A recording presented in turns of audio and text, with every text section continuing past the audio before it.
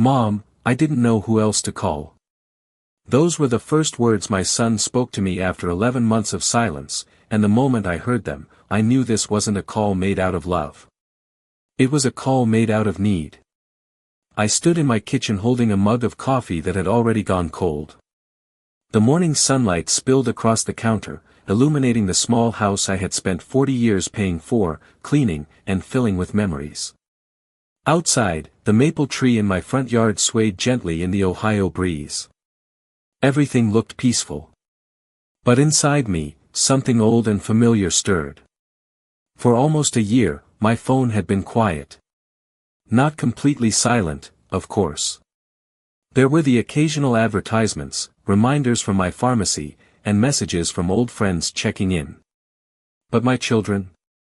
Daniel and Rachel had somehow disappeared from my daily life without ever officially leaving it. At first, I told myself they were busy. Daniel had his consulting business. Rachel was raising 2 teenagers and juggling a demanding career. Life gets complicated. I understood that. I had spent decades balancing responsibilities myself. But weeks became months. Birthdays passed. Holidays came and went. The calls grew shorter until they stopped altogether.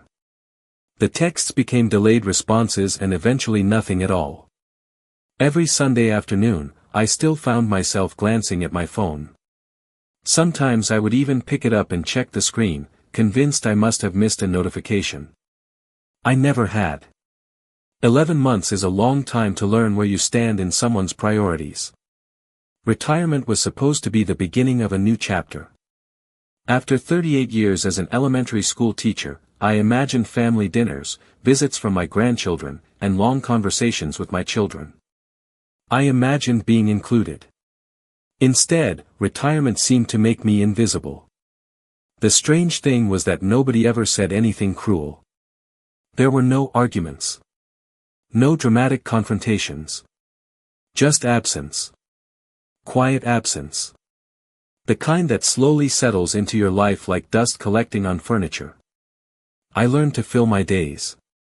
I joined a book club. I volunteered twice a week at the local library. I planted tomatoes in my backyard and spent evenings reading on my porch. I built a life that felt peaceful, even if it wasn't the life I had expected. Then, on a Tuesday morning in late September, my phone rang. Daniel's name appeared on the screen. For a moment, I simply stared at it. I almost didn't answer. Almost. But a mother's heart doesn't stop being a mother's heart. I picked up. "Mom, I didn't know who else to call." His voice sounded tired. Anxious. Desperate, even. I closed my eyes and leaned against the kitchen counter. 11 months without a call. 11 months without asking how I was. And now, suddenly, he needed me. I hadn't heard the problem yet. I didn't know what was wrong. But standing there with the cold coffee in my hand, I realized something important. Sometimes people don't reveal who they are when they walk away. They reveal who they are when they come back. I did not answer Daniel right away. Instead, I walked over to the kitchen window and looked out at the backyard. The grass needed trimming. A pair of robins hopped near the bird feeder I had installed that spring. Ordinary things. Quiet things. The kind of things that had filled my days since retirement. "Mom?" Daniel asked again. "Are you still there?" "I am here," I said calmly. There was a long pause on the other end of the line. It struck me how unfamiliar his voice sounded. Not because 11 months had changed it, but because 11 months had changed me. Before retirement, my life had followed a predictable rhythm. Every weekday, I woke up before sunrise. I drove the same route to the elementary school where I had taught for nearly 4 decades. My calendar was full. Parent meetings. Lesson plans. School events. There was always someone who needed me. I thought things would slow down after retirement, but I never expected them to stop. The retirement party itself had been lovely. The school gymnasium was decorated with blue and silver streamers. Former students sent cards. Colleagues shared stories that made everyone laugh. Daniel and Rachel both attended. They hugged me.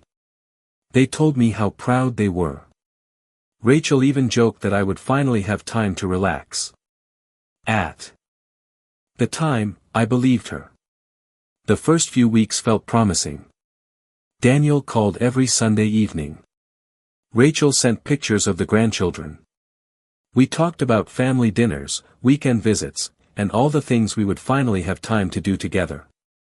Then life seemed to pull them away. At least that was what I told myself. One missed call became 2. One cancelled visit became 3. The conversations became shorter. More rushed. Daniel always seemed to be heading into a meeting. Rachel was always driving somewhere. Every explanation sounded reasonable on its own. It was only when I looked back that I noticed the pattern. By Thanksgiving, I spent most of the holiday with friends from my book club. Rachel sent a text that morning wishing me a happy holiday. Daniel sent nothing at all. At Christmas, I mailed gifts weeks in advance. The grandchildren thanked me through a short video message. I watched it 3 times that evening because it was the only family interaction I received. Still, I made excuses for them. Mothers are good at that. We take disappointment and wrap it in understanding until it almost looks harmless. But loneliness has a way of telling the truth. There were evenings when I set 2 plates on the table out of habit before realizing nobody was coming. There were Sundays when I kept my phone beside me all afternoon, convinced someone would call. Nobody did. Slowly, I stopped waiting. I built new routines. I discovered that peace and loneliness are not the same thing. Peace arrived when I stopped measuring my worth by how often my phone rang. "Mom," Daniel said carefully, pulling me back to the present. "I know it has been a while." I almost laughed at the understatement. A while. As though 11 months could be folded into 2 small words. I sat down at the kitchen table and looked at the family photo hanging on the wall.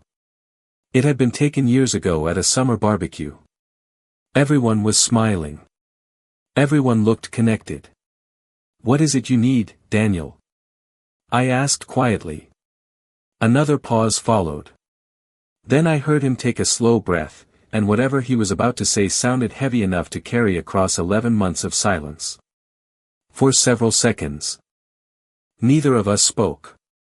I could hear faint office noise in the background. A printer. Distant voices. The sound of a door closing somewhere behind him. Daniel had always hated silence. Even as a child, he filled every quiet moment with questions. Now he seemed unable to find the right words. "The company is struggling," he finally said. I leaned back in my chair and listened. "Struggling how?" Another pause. "We lost 2 major clients this summer.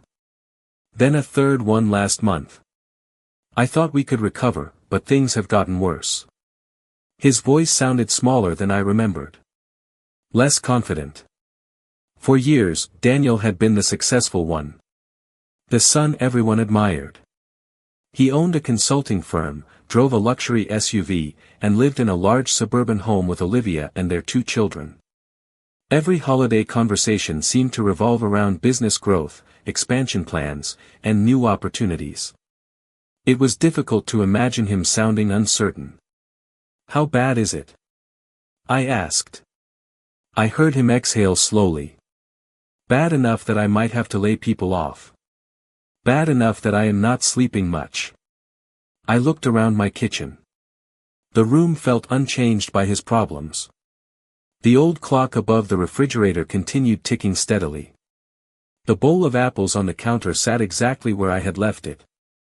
Life has a strange way of keeping ordinary routines intact while everything else shifts beneath your feet. "I am sorry to hear that," I said honestly. And I was. Whatever distance existed between us, he was still my son. "Thank you, Mom." His voice softened. "I knew you would understand." That sentence stayed with me. Understand. It was an interesting choice of words. Not help. Not forgive. Understand. For years I had been understanding. I understood missed birthdays. I understood cancelled visits. I understood unanswered messages. I understood being forgotten until understanding became a habit. What exactly are you asking for, Daniel? I said. The question seemed to catch him off guard. I was hoping we could meet. Meet? Maybe dinner. Maybe this weekend. I stared at the family photo again. The smiling faces felt like strangers from another lifetime. After 11 months. The silence returned. This time it belonged to both of us. I know how that sounds, he said quietly. Do you?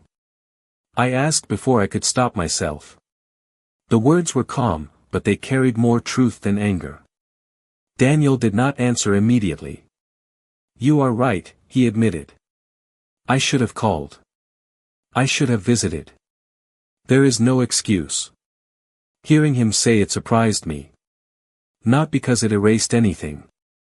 It did not. But because it was the first honest thing I had heard in a very long time.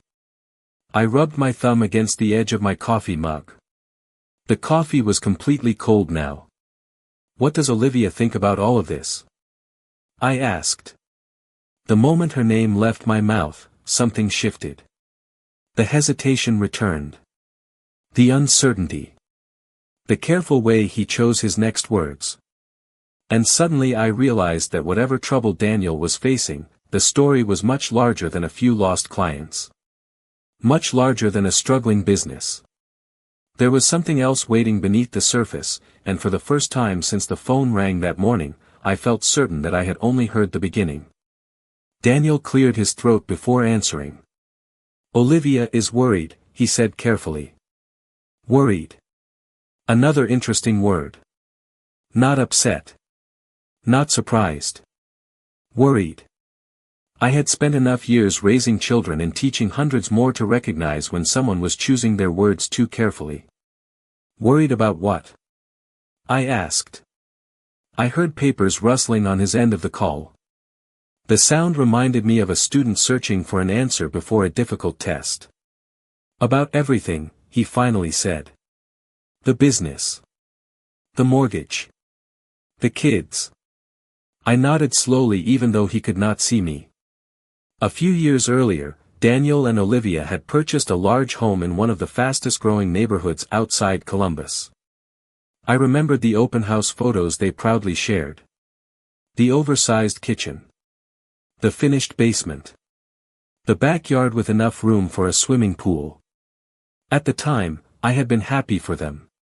They were building the kind of life every parent hopes their children will have. Yet as I sat alone at my kitchen table, I found myself remembering another conversation. Nearly 3 years ago, Daniel had asked me for advice before buying that house. He wanted to know if the monthly payments seemed too ambitious. I suggested caution. I suggested leaving room for unexpected challenges. He thanked me politely and purchased the house anyway. After that, he stopped asking for advice. Somewhere along the way, my experience had become old-fashioned. My opinions had become optional. My role had quietly shifted from trusted parent to distant relative. How are the kids? I asked. His voice softened immediately. They are doing okay. For the first time during our conversation, he sounded genuine. Emma made the honor roll. Jake started soccer. I smiled despite myself. I had missed so much. Not because I wanted distance. Because distance had been chosen for me. There had been school events I never heard about. Birthday parties I learned about through social media posts. Family gatherings where everyone seemed present except me. At first, those discoveries hurt. Later, they simply confirmed what I already knew. You stop being surprised when disappointment becomes familiar. I would love to see them sometime, I said quietly. Daniel hesitated. I know. 3 simple words. Yet they carried the weight of every missed visit. I looked toward the hallway where framed family photographs lined the wall. Summer vacations. Christmas mornings. School graduations. Evidence of a lifetime spent showing up for the people I loved. Daniel, I said, why now? He did not pretend to misunderstand. Because things are falling apart. There it was. Honest. Direct. The first completely truthful answer he had given all morning. I appreciated it more than he probably realized. And because I did not know who else to talk to, he added. I closed my eyes for a moment. Part of me wanted to believe that was the whole truth. But another part knew better. People rarely disappear when life is easy and return only when they need conversation. There is usually something larger behind the request. Something practical. Something urgent. Something they are building toward. The clock above my refrigerator ticked steadily. Outside, a lawn mower started somewhere down the street. Ordinary sounds. Ordinary moments. Yet I could feel the direction of this conversation changing. Daniel had called because his world was becoming unstable. And deep down, I suspected that before long, he would ask me for something far more significant than advice. After we ended the call, I sat alone at the kitchen table for a long time. The house felt unusually quiet. Not empty. Just thoughtful. There is a difference. Empty is when something is missing. Thoughtful is when you finally begin to understand what has been there all along. I looked around the room and noticed things I usually overlooked. The worn spot on the hardwood floor near the sink. The small chip on the edge of the dining table. The curtains I had sewn myself nearly 20 years earlier. Every corner of the house held a memory. Every memory carried a price. Not a financial price. A personal one. Sacrifice rarely arrives with a receipt. It hides inside years. I thought about the countless mornings I woke before dawn to get ready for work while making breakfast for Daniel and Rachel. I remembered packing lunches, helping with science projects, sitting through school concerts, and working extra summer programs when money was tight. There were years when I postponed replacing my car because college tuition came first. Years when vacations became impossible because unexpected expenses appeared. I never regretted any of it. That is what parents do. We invest in our children without expecting a return.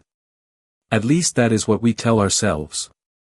Yet sitting there that morning, I realized something uncomfortable. Love given freely is healthy.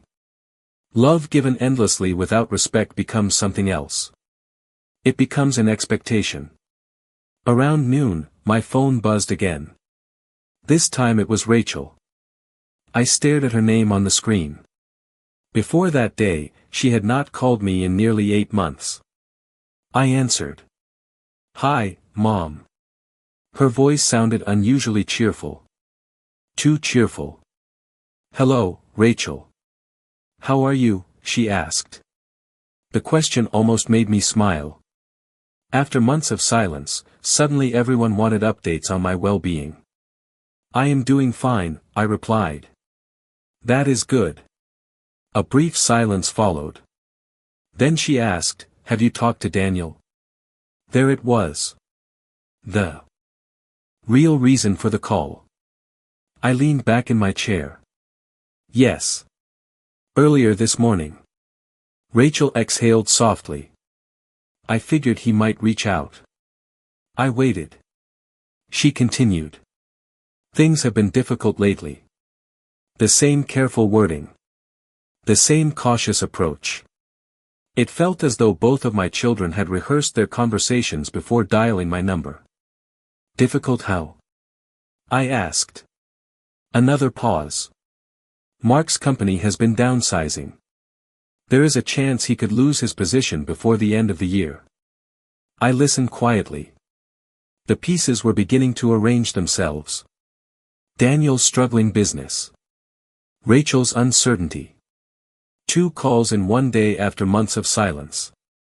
Coincidence seemed increasingly unlikely. "I am sorry to hear that," I said. "Thank you, Mom." Her voice softened. "We have all been under a lot of pressure." I looked through the kitchen window toward the backyard. The maple tree swayed gently in the afternoon breeze. Seasons change slowly until one day you realize the entire landscape is different. Families can change the same way. "Rachel," I said carefully, "is there something you need from me?"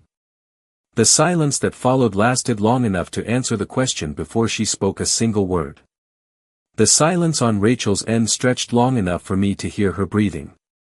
It was not the silence of someone searching for words.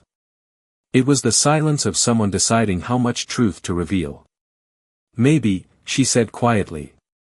"Maybe a little." I nodded to myself. At least she was being honest. Honest enough, anyway. "What do you mean?" I asked. Rachel let out a slow breath. "Mark and I have been trying to keep everything together. The mortgage. The kids. College savings. Groceries. It feels like every bill has gotten bigger." Her voice trembled slightly. For a moment, I heard not the grown woman in her late 30s but the little girl who used to sit at my kitchen table worrying about a math test. Life has a way of making us all feel small sometimes. "I understand," I said. And I did. I remembered years when every dollar had to be stretched. Years when I sat at this same table balancing bills after the children had gone to bed. Years when replacing a broken appliance felt like a financial crisis. But there was a difference. During those years, I never disappeared from the people who loved me. "Daniel told me things are difficult for him too," I said. Rachel was quiet again. "Yes." The answer came too quickly. "Have you two been talking about this?" Another pause. "A little." I looked down at the table. Suddenly the calls no longer felt spontaneous. They felt connected. Carefully timed. Carefully planned. Not maliciously. Not cruelly. Just deliberately. The realization did not make me angry. It made me sad. Because once you see a pattern, it becomes difficult to unsee it. "Rachel," I said gently, "when was the last time you called just to talk?" The question caught her off guard. I could tell immediately. "Mom. I am not asking to make you feel guilty." I kept my voice calm. "I am simply asking." She sighed. "I do not know." Neither did I. That was the problem. The exact date no longer mattered because the absence had become normal. For a few moments, neither of us spoke. Then Rachel said something that surprised me. "You seem different." I smiled faintly. "Different how?" "Stronger." I looked around the kitchen again. The sunlight had shifted across the floor. Afternoon was beginning to settle in. "Maybe I am," I said. Retirement had given me something I never expected. At first, it felt like loss. Then loneliness. Then adjustment. But eventually it became clarity. When the noise disappeared, I could finally hear the truth.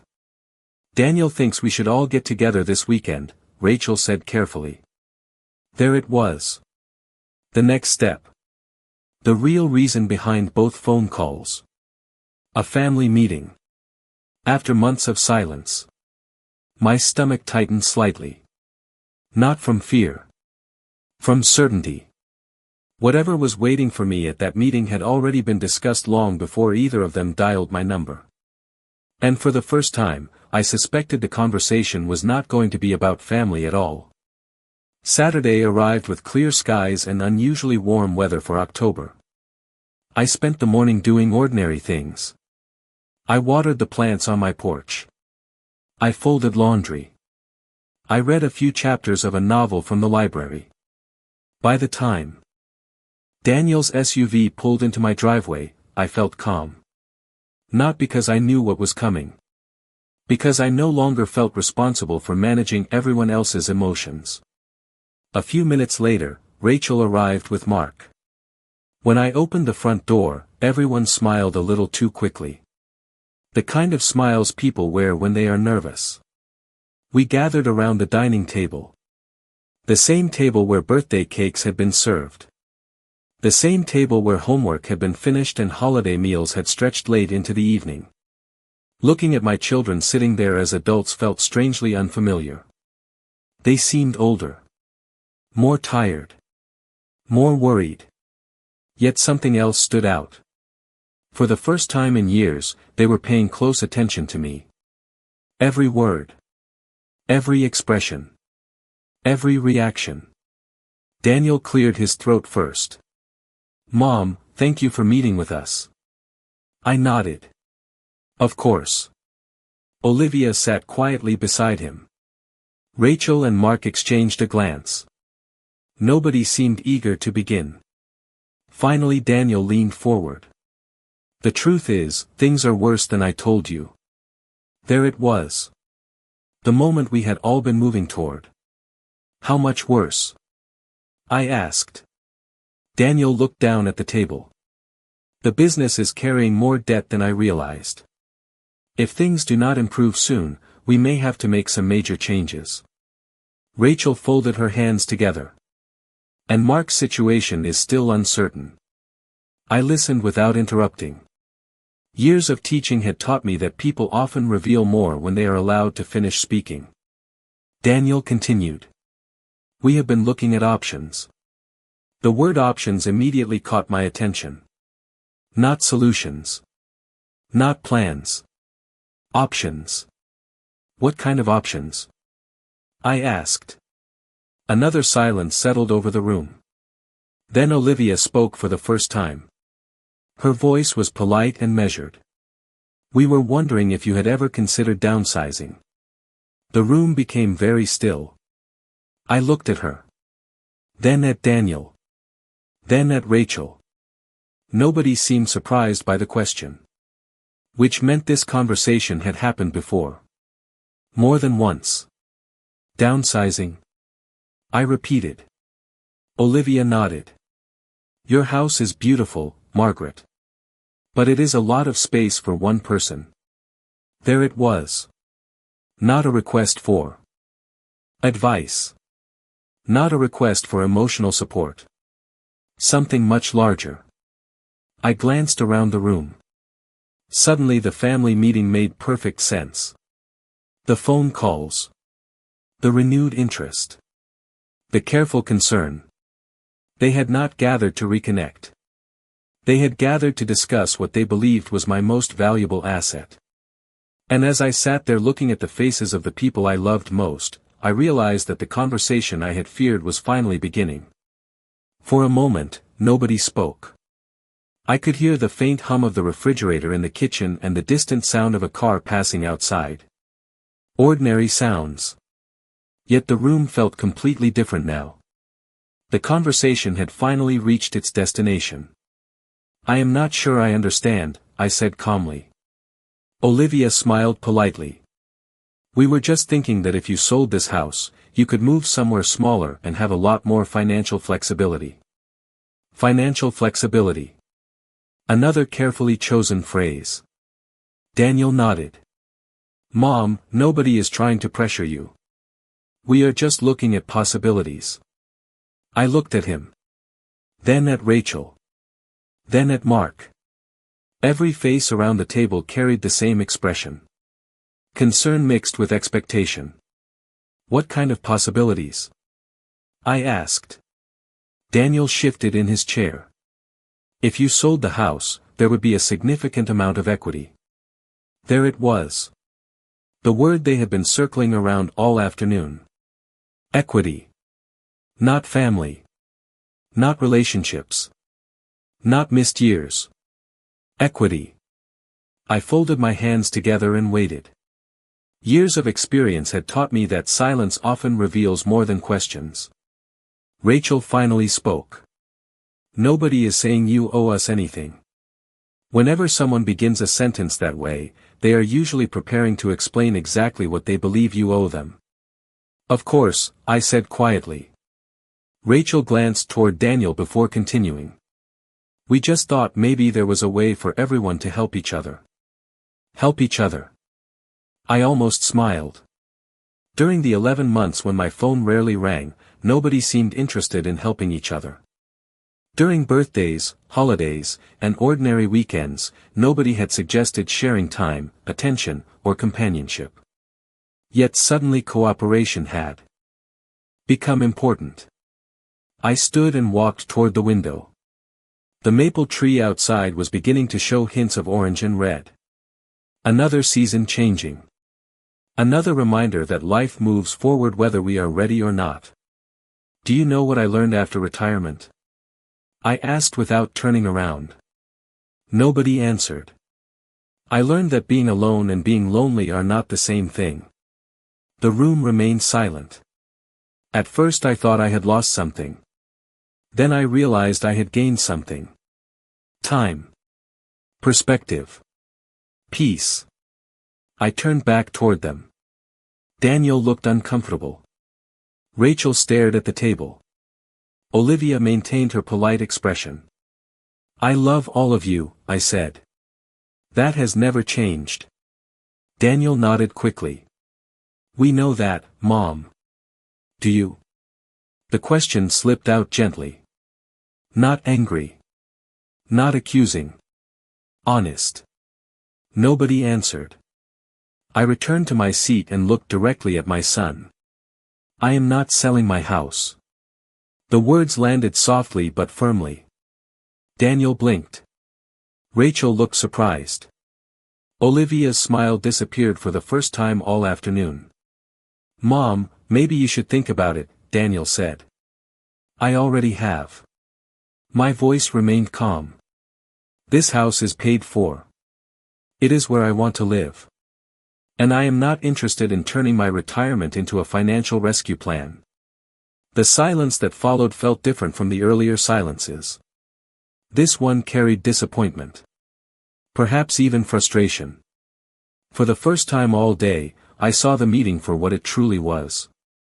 They had arrived expecting a solution. What they found instead was a boundary. Nobody argued. Nobody raised their voice. In some ways, that made the moment more revealing. Daniel stared at the table. Rachel looked down at her hands. Olivia leaned back in her chair and folded her arms. The meeting ended shortly after that. They left with polite goodbyes and strained smiles. When the front door closed behind them, I stood in the quiet entryway for a long moment. Years ago, I would have felt guilty. I would have spent days wondering whether I had been too harsh or too stubborn. But retirement had changed something inside me. Not my love for my children. That remained exactly the same. What changed was my understanding of responsibility. Their problems belonged to them. My life belonged to me. Over the following weeks, something unexpected happened. The phone began to ring again. Not every day. Not constantly. But more than before. Sometimes Daniel called to ask how I was doing. Sometimes Rachel sent pictures of the grandchildren. At first, I was cautious. Trust, like a garden, takes time to grow back after being neglected. But slowly, the conversations became more natural. More honest. One evening, Daniel called while I was sitting on the porch watching the sunset. Mom, he said, I owe you an apology. I remained quiet. I spent so much time chasing success that I forgot the people who helped me get there. The words sounded sincere. Not rehearsed. Not strategic. Just sincere. Thank you, I said softly. A few days later, Rachel visited by herself. We sat at the kitchen table drinking tea. The same table where the family meeting had taken place. I did not realize how distant I had become, she admitted. I kept telling myself I would call next week. Then next month. Then suddenly almost a year had passed. I nodded. Life moves quickly when you stop paying attention. We talked for nearly 3 hours that afternoon. Not about money. Not about problems. About books. Memories. The grandchildren. Ordinary things. The kind of things families should never stop sharing. By spring, my life looked very different from the one I imagined when I first retired. Not because my children suddenly became perfect. They did not. None of us are perfect. What changed was my understanding of my own worth. I joined a travel group and took a week-long trip through New England. I spent more time volunteering at the library. I planted another garden. I built a life that felt full whether my phone rang or not. And strangely enough, that was when my relationships began to improve. Because for the first time, they were built on choice rather than obligation. One afternoon, nearly a year after that first unexpected phone call, Daniel and Rachel came over for dinner with their families. The house was filled with laughter. The grandchildren raced through the backyard. Plates covered the dining table. As I watched everyone together, I realized something important. The greatest gift I had given my children was not money, advice, or sacrifice. It was the example of a person who finally understood her own value. Retirement had not made me less important. It had simply revealed who remembered my importance when they no longer needed something from me. And once I learned that lesson, I never forgot it.